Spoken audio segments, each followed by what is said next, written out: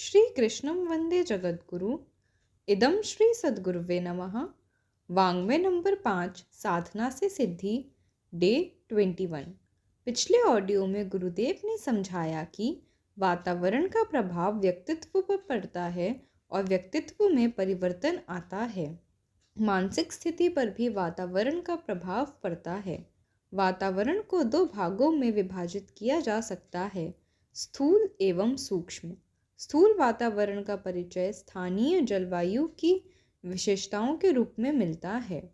सूक्ष्म वातावरण वह है जो मनुष्य की प्रकृति और स्वभाव को प्रभावित करता है।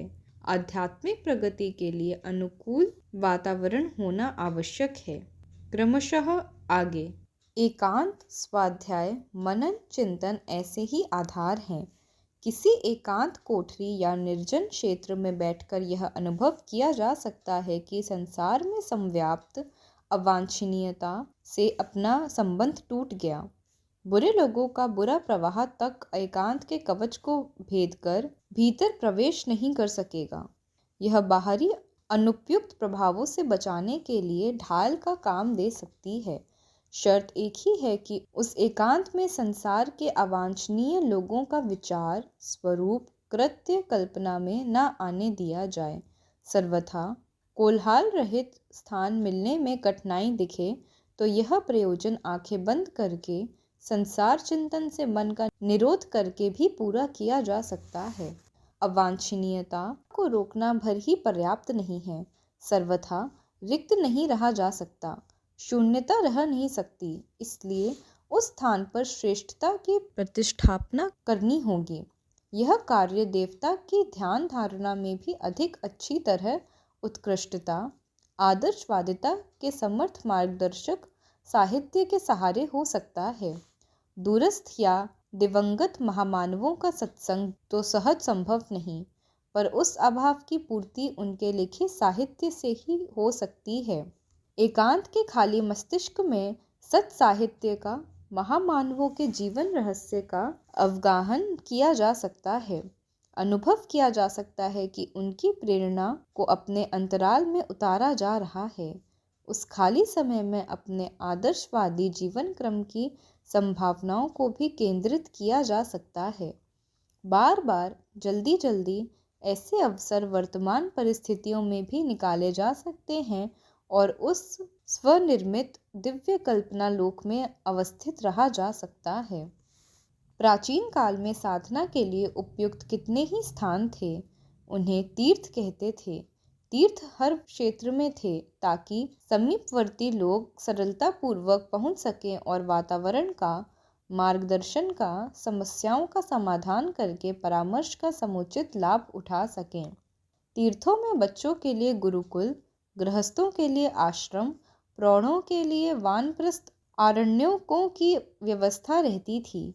हर व्यक्ति वहां निवास में पड़ने वाला भोजन, व्यय आदि स्वयं उठाने की स्थिति में नहीं होता था। अमीरों के साथ गरीब भी आते थे।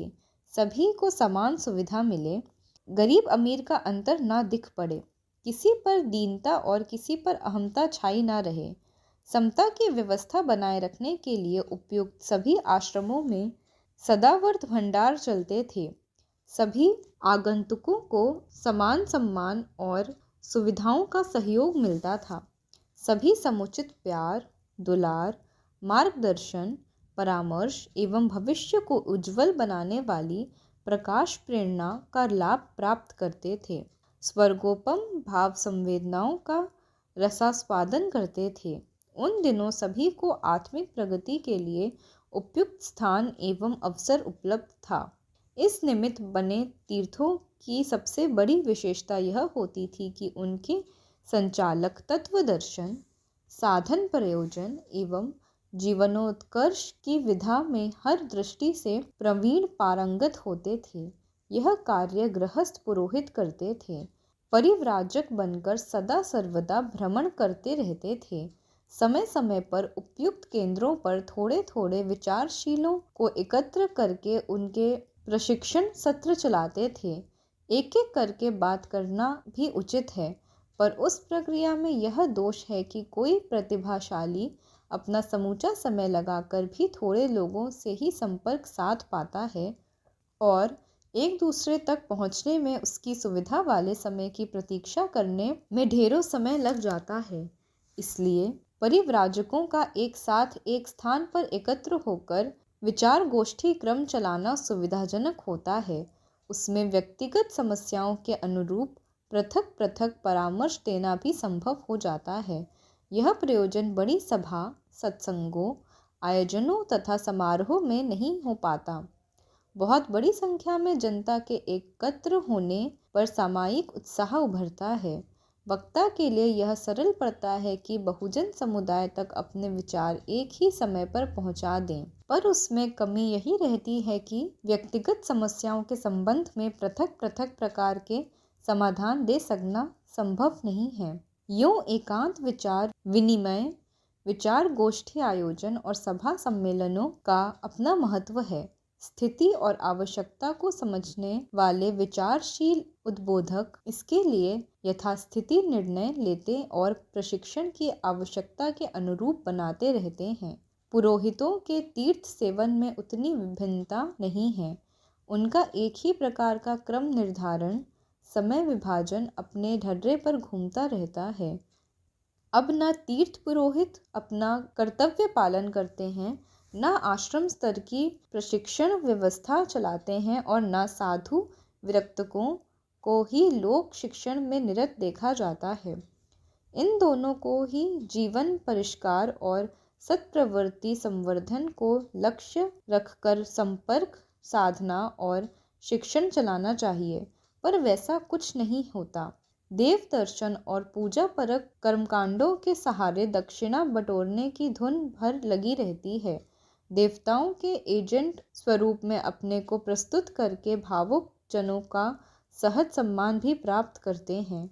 इन उभय पक्षीय लाभों को छोड़कर लोक मंगल की सेवा साधना में न पुरोहित वर्ग लग रहा है और न साधु समुदाय का ही उतना ध्यान है जितना होना चाहिए।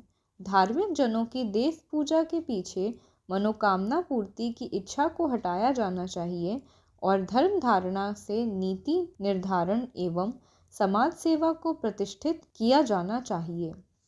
घर की परिस्थितियों में मन का भौतिक सामायिक प्रयोजनों में ही लगा रहना स्वाभाविक है। इस कठिनाई के रहते चित्तवृत्तियों का निरोध और उसका आध्यात्मिक स्तर की उत्कृष्टता के साथ जुड़ना कठिन पड़ता है। इसलिए अधिक अच्छा और अधिक प्रभावोत्पादक यही रहता है कि जहाँ आत्मिक प्रगति के उपयुक्त वातावरण, सुविधा साधन एवं भटकावों, उलझनों का समाधान मिल सके, वहाँ जाकर कुछ दिन रहा जाए और उपयुक्त क्षेत्र में रहते हुए उपयुक्त साधना की जाए। इस दृष्टि से गंगा की गोद और हिमालय की छाया वाला स्थान ढूंढा जाना चाहिए। इन दोनों में अपनी आध्यात्मिक विशेषता है। इसी कारण गहरी आस्था वाले साधक कुछ समय के लिए इसी प्रकार के तीर्थों में रहते और साधना करते हुए आशाजनक सफलता प्राप्त करते रहे हैं। तीर्थ स्तर की ऊर्जा को ज्वलंत बनाए रखने के लिए तीर्थों में नियम, जप और यज्ञ बड़ी संख्या में होना चाहिए। साधना की तपश्चर्या शरीर कृत्य है। उसके साथ साथ मानस का सर्वांगीण एवं भावनापरक विकास करने के लिए ऐसा शिक्षण मिलना चाहिए जो प्रस्तुत समस्याओं का उच्च स्तरीय समाधान भी प्रस्तुत कर सके। राम, लक्ष्मण, भरत, शत्रुघ्न को अपनी जन्मभूमि में भी सभी प्रकार की सुविधाएं प्राप्त थीं, पर उनने गुरु वशिष्ठ के परामर्श से गंगा की गोद और हिमालय की छाया में ही अपना निवास स्थिर किया। वे चारों भाई वशिष्ठ गुफा के इर्द गिर्द देवप्रयाग, लक्ष्मण झूला, ऋषिकेश मुनि की रेती में रहकर साधनारत हुए थे। इन दिनों प्राचीन काल की सभी व्यवस्था से संपन्न शांतिकुंज हरिद्वार की ओर चला जा सकता है। यह सप्तऋषियों के तप की सुसंस्कारित दिव्य भूमि भी है। साधना में शांत एकांत स्थान की उपयोगिता। प्राचीन काल में ऋषि मुनि एवं योगी तपस्वी कष्ट साध्य साधनाओं के लिए एकांत पर्वत गुफाओं, गिरी कंदराओं को चुनते थे। इसका एक प्रमुख कारण यह है कि प्रकृतितः शांत वातावरण में निवास करने से उत्तेजना में नष्ट होने वाली शक्ति की बर्बादी रुकती है। उस बचत को उपयोगी प्रयोजनों में लगाकर प्रगति का पथ प्रशस्त किया जा सकता है। इसी प्रकार रात्रि के प्रकृति प्रदत्त अनुदान अंधकार का लाभ उठाकर थकान मिटाने का ऐसा लाभ प्राप्त किया जा सकता है जिसके सहारे अधिक काम करने की क्षमता अर्जित की जा सके। योगाभ्यासी अपने व्यक्तित्व को अधिक विकसित करने की साधना करते हैं। भीतर की प्रमुख शक्तियों को जगाने के लिए उनका प्रयास चलता है। इस प्रयोजन के लिए उन्हें ऐसे स्थान में अपना निवास निर्धारित करना पड़ता है जहां अनावश्यक कोलाहल की पहुंच न हो और जहां रात्रि के समय कृत्रिम प्रकाश उत्पन्न न करना पड़े। दिन में सूर्य का और रात्रि में चांद तारों का प्रकाश ही सामान्य और स्वाभाविक निर्वाह के लिए पर्याप्त होना चाहिए। स्तब्धता और अंधियारी विनोद मनोरंजन में भारी बाधक लगती है और ऐसी ऊब उत्पन्न करती है जिससे बचने के लिए हर किसी का जी करता है। फिर भी वैज्ञानिक दृष्टि से इनकी उपयोगिता दिन दिन अधिक स्पष्ट होती जा रही है।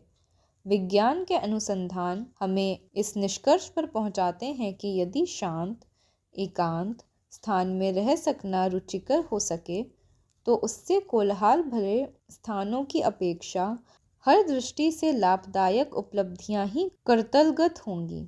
इसी प्रकार रात्रि को जितने कृत्रिम प्रकाश से बचा जा सके उतना ही उत्तम है। निस्तब्धता एक बात है और तमिस्त्रा दूसरी। दोनों के सम्मिश्रण से तीसरी स्थिति बनती है जो सदुपयोग और दुरुपयोग दोनों ही दृष्टि से अपने अद्भुत परिणाम प्रस्तुत करती है। भूमि खोदकर समाधि में बैठने की साधना योगाभ्यासियों के लिए पुरानी है।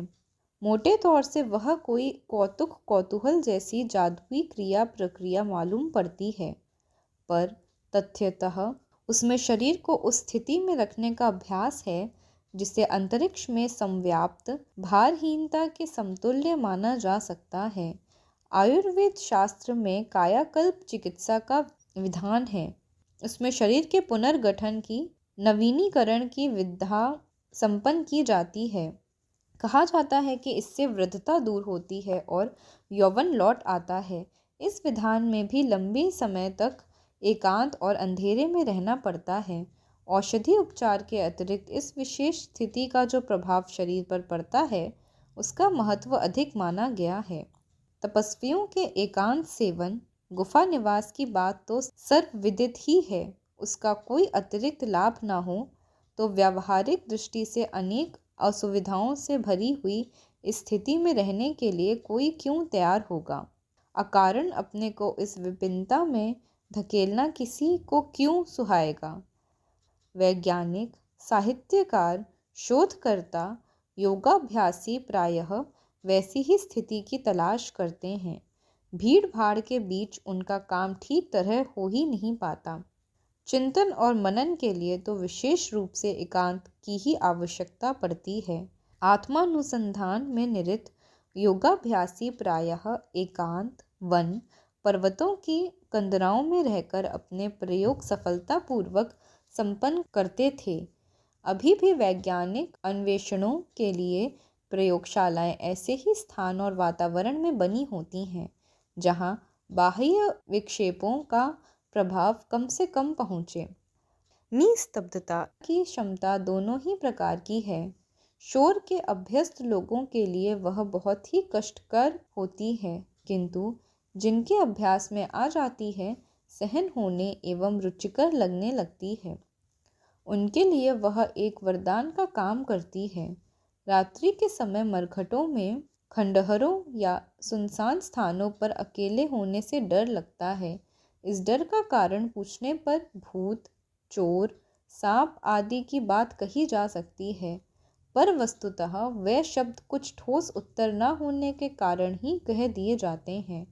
जो लोग भूत प्रेत पर विश्वास नहीं करते या चोर सांप आदि का सामना करने की हिम्मत रखते हैं, वे भी अंधेरे के एकांत से डर का अनुभव करते हैं।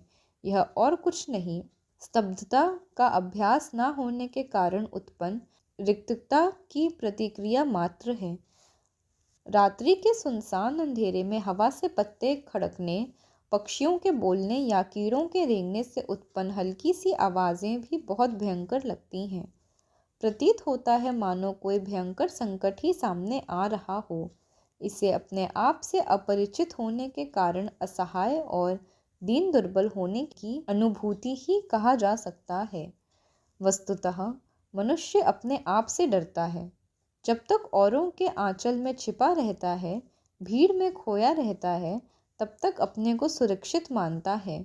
किंतु जब उसे अपना दुर्बल स्वरूप देखने का अवसर एकांत के समय में मिलता है, तो उसे बुरी तरह डर लगता है। इसी स्थिति से पीछा छुड़ाने के लिए भीड़ में घुसने की कल्पना या चेष्टा करता है। साधना के समय प्रायः एकाकीपन रहता है, अंतर्मुखी होने की चेष्टा चलती है। अपने आप से अपरिचित मन इसी स्थिति में रहने से डरता है और भीड़ की तरफ दौड़ पड़ता है। उपासना में मन न लगने की, तरह तरह के विचार उठने की, अजनबी कल्पनाएं आने की, स्थिरता न होने की शिकायत इसी आत्मविस्मृति का चिन्ह है। ऐसे दुर्बल मन वालों को एकांत की ध्यान साधना अनुकूल नहीं पड़ती। उन्हें कथा, कीर्तन, यज्ञ, तीर्थ यात्रा, आरती, प्रार्थना जैसे सामूहिक धर्मानुष्ठान ठीक पड़ते हैं। बहिर्मुखी गतिविधियों का समावेश रहने से इस स्तर के लोगों का मन लग जाता है। ऐसे लोग दैनिक जीवन में भीड़ के साथ ही काम कर सकते हैं। यहाँ तक कि सोने के समय भी अन्य लोगों को साथ रखे बिना काम नहीं चलता। सो जाने के बाद भी उन्हें बत्ती जलाए रखने की आवश्यकता पड़ती है, ताकि अंधेरे का संकट उनके ऊपर टूट ना पड़े। जेल के नियम तोड़ने वाले कैदियों को वहाँ के अफसर कई तरह की स्थानीय सज़ा देते हैं। उनमें से एक है एकांतवास, जिसे काल कोठरी कहते हैं। आमतौर में उसमें कोई शारीरिक कष्ट मिलने जैसी बात नहीं होती और न वहाँ कोई शारीरिक श्रम करना पड़ता है। फिर भी अकेले दिन गुजारना इतना कठिन पड़ता है कि समय काटे नहीं कटता और कैदी बुरी तरह संत्रस्त रहने लगता है। आमतौर से सामान्य मनुष्यों के लिए अंतर्मुखी होना बहुत कठिन पड़ता है। वे दुनिया की बात सोच सकते हैं और सांसारिक समस्याओं पर काफ़ी उहापोह कर सकते हैं, किंतु आत्मनिरीक्षण और आंतरिक समाधान की बात सोचना और उस दिशा में कुछ आगे तक बढ़ सकना उनके लिए संभव नहीं हो पाता। इसी प्रकार वे भीड़ के साथ रहने और गप्पाबाजी करने में घंटों गुजार सकते हैं, पर अकेले थोड़ी देर बैठ नहीं सकते। आत्मसंपर्क उनसे सधता ही नहीं, एकांत में मन लगता ही नहीं। इसका कारण तलाश करने पर मनोविज्ञानी इस निष्कर्ष पर पहुँचे हैं कि ऐसे व्यक्ति वे होते हैं जिनका मत अपने व्यक्तित्व के संबंध में अच्छा नहीं होता। वे उसे बुरा, पिछड़ा और घिनौना समझते हैं। फलतः अपने साथ बैठने में उन्हें घृणा उपजती और नाराज़गी होती है। जिस प्रकार गंदे और अविश्वासी लोगों के पास बैठने को जी नहीं करता। आत्मचिंतन से ऐसे लोगों का मन उचटता है और एकांत में उन्हें ही डर लगता है। इसके विपरीत ऐसा भी देखा गया है कि उस एकांत अंधता की स्थिति में कई व्यक्ति आत्मचिंतन में ही तन्मय रहने लगे और अपनी आंतरिक दुर्बलताओं को हटाने तथा विशेषताओं को बढ़ाने के लिए सुनिश्चित मार्ग ढूंढ निकालने में भी सफल हो गए। इस प्रकार यह स्तब्धता, जहाँ अनभ्यस्त होने के कारण अखरी तो किंतु थोड़े समय में वह न केवल सहन ही हो गई वरन उपयोगी तथा रुचिकर भी लगने लगी। जन्म जन्मांतरों के संचित कुसंस्कारों को उखाड़कर उनके स्थान पर मानवीय गरिमा के अनुकूल आस्थाओं को जमाना ही संस्कृति एवं सभ्यता है। अभ्यस्त दुष्प्रवृत्तियों को उलटने और उनके स्थान पर सत्प्रवृत्तियां जमाने के लिए ही आध्यात्मिकता, आस्तिकता और धार्मिकता का दर्शन बनाया और विधान खड़ा किया गया है। धर्म कृत्य का सारा सरंजाम इसी धुरी के इर्द गिर्द घूमता रहता है। अंतः चेतना को परिष्कृत करने के लिए ही स्वाध्याय, सत्संग तथा पुण्य परमार्थ से लेकर तप साधना के विधि विधानों तक अनेक धर्म कृत्य किए जाते हैं। भजन, कीर्तन, जप, ध्यान, पूजा पाठ का उद्देश्य इतना ही है कि ब्राह्मी चेतना का अंतःकरण में उदय उद्भव हो सके। संक्षेप में इस सारी विधा को आत्म परिवर्तन या आत्म परिष्कार कह सकते हैं। इसी के लिए धर्म कलेवर का विभिन्न उपचारों के साथ प्रयोग होता रहता है। देखा गया है कि जितना आवश्यक है उतना लाभ इन्हीं प्रयोजनों से हो नहीं पाता, कारण कि उनका प्रभाव कान, आँख, मस्तिष्क तक पहुँच पाता है। इन यंत्रों की बनावट ही कुछ ऐसे है कि किसी प्रभाव से देर तक प्रभावित नहीं रहते। अगला ग्रहण करने के लिए उन्हें पिछला भूलना पड़ता है। पिछला पैर उठाने पर ही अगला पैर उठता है। प्रगति का क्रम यही है। इसलिए धर्म उपदेशों को भुला देने का दोष भी इंद्रियों पर, मस्तिष्क पर लादना व्यर्थ है। उनकी संरचना ही इस प्रकार की है कि वे भले बुरे किसी भी प्रभाव को देर तक पकड़े नहीं रह सकती। अंतः परिष्कार के लिए आवश्यक है कि अंतः चेतना की गहरी परतों का स्पर्श और परिवर्तन कर सकने योग्य उपाय ढूंढा जाए। इसके लिए एकांत सेवन की योग साधना में बहुत प्रशंसा है। जब वह सहन हो जाए तो गुफागमन जैसे अंधकार अभ्यास को भी उसी में सम्मिलित कर लिया जाता है। योगी प्रायः इसी प्रक्रिया को अपनाते देखे गए हैं। जर्मनी, चीन और रूस के अधिनायक राजनीतिक विरोधियों को अपने मत बदलने और सहमत होने के लिए ब्रेन वॉशिंग की पद्धति का उपयोग करते रहते हैं। इसमें उन्हें सफलता भी मिलती है। ब्रेन वॉशिंग का तात्पर्य है मस्तिष्क की धुलाई अर्थात पूर्व मान्यताओं का बदलाव। इसके लिए समझाने बुझाने, लाभ हानि समझाने और लालच दिखाने का पुराना तरीका कमज़ोर मनस्थिति के लोगों पर ही सफल होता है। कड़े विचारों वाले सिद्धांतवादी लोग प्रायः अपनी बात पर अड़े रहते हैं। परिवर्तन की अपेक्षा मरने या मारने की बात सोचते हैं। ऐसे लोगों को मार देना तो सरल है, पर उन्हें बदलकर जो लाभ उनके कुशल व्यक्तित्व से उठाया जा सकता है वह भी हाथ से चला जाता है। ऐसी दशा में बदलाव ही अधिक उपयुक्त सोचा गया और उसके लिए तरह तरह के उपाय निकाले गए।